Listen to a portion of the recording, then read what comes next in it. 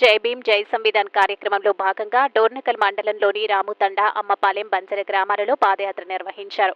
ఈ సందర్భంగా వారు మాట్లాడుతూ దేశంలో ఏ రాష్ట్రంలో లేని విధంగా సన్నబియ్యం పథకాన్ని ప్రవేశపెట్టిన ఘనత సీఎం రేవంత్ రెడ్డికి దక్కిందన్నారు.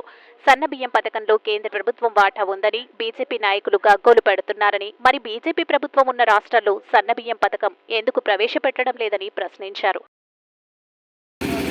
గడిచిన ఈ 14 నెలల కాలంలో తెలంగాణ రాష్ట్ర వ్యాప్తంగా రేవంత్ రెడ్డి గారు చేస్తున్న సంక్షేమ పథకాలు అట్టడుగు వర్గాలు ఎస్సీ, ఎస్టీ, బీసీ, మైనార్టీల కోసమేనని చెప్పేసి ఈ సందర్భంగా గర్వంగా చెప్పదలుచుకున్నాను. మిత్రులారా, ఎంత జనాభా ఉంటే అంత వాటా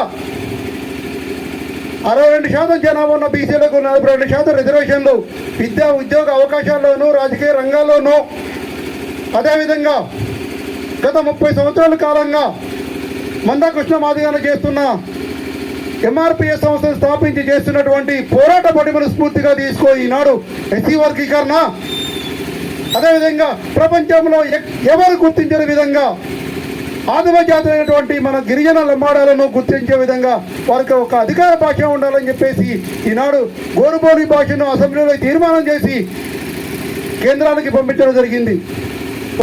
అదేవిధంగా తెలంగాణ రాష్ట్ర వ్యాప్తంగా మన ఏప్రిల్ 1న చేస్తున్నటువంటి సన్నబియ్యం కార్యక్రమం గత ప్రభుత్వాలు ఎన్నో సంక్షేమ పథకాలు చేసినప్పటికీ గతంలో దొడ్డు బియ్యం తెలంగాణ వ్యాప్తంగా ఇచ్చిన మాట వాస్తవం.